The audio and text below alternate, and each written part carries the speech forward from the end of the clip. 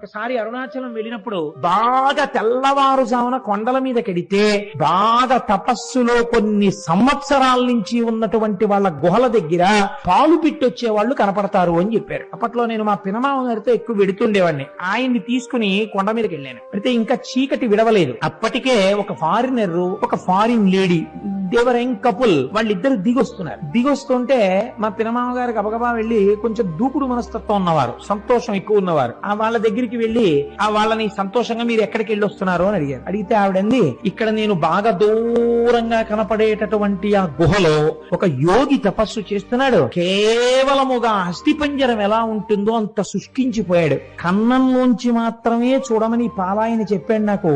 నేను కన్నంలోంచి చూశాను, కానీ నాకు ఆయన శరీరంలోంచి కొన్ని వేల వోల్ట్ల బల్బు వెలుగుతున్నట్లు కాంతితో నాకు దర్శనమైంది. ఇతను అక్కడ పాల కుండ ఒకటి పెట్టి వస్తుంటాడు ఒక పిడతతోటి. మరునాడు వెళ్లేటప్పటికి తాగి ఖాళీ పిడత ఉంటుంది, తాగకపోతే ఇంకొక పాల పిడత పెట్టి వచ్చేస్తుంటాడు. అటువంటి తపశ్శక్తితో ఉన్న మహాపురుషుణ్ణి చూశాను అంది ఆవిడ. అంటే మా పినమామ గారు ఆవిడికి వెరీ గ్లాడ్ మా దేశం వచ్చి మీరు ఇటువంటి చూశారు అని ఇలా షేక్ హ్యాండ్ ఇచ్చారు. అంటే ఆవిడ షేక్ హ్యాండ్ ఇవ్వకుండా ఇలా నమస్కారం చేసింది.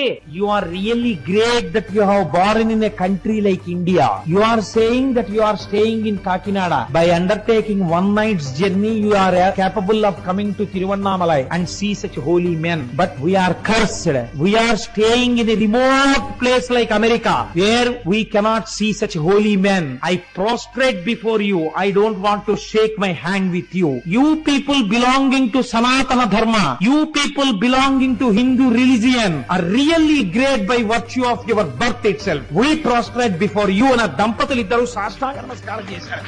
కేవలం సనాతన ధర్మంలో మనం పుట్టినందుకు, పుట్టలేకపోయామని ఏడ్చి వాళ్ళు సాష్టాంగ నమస్కారం చేశారు. ఇటువంటి అమృత భాండం, ఇటువంటి ఐశ్వర్యవంతమైన ఇంట పుట్టి అడుక్కు తిన్నవాడు ఎంతటి అయోగ్యుడో, ఇటువంటి సనాతన ధర్మంలో పుట్టి దీని మీద విలితి ప్రసంగాలు చేసేవాళ్ళు అంతటి అవివేకులు.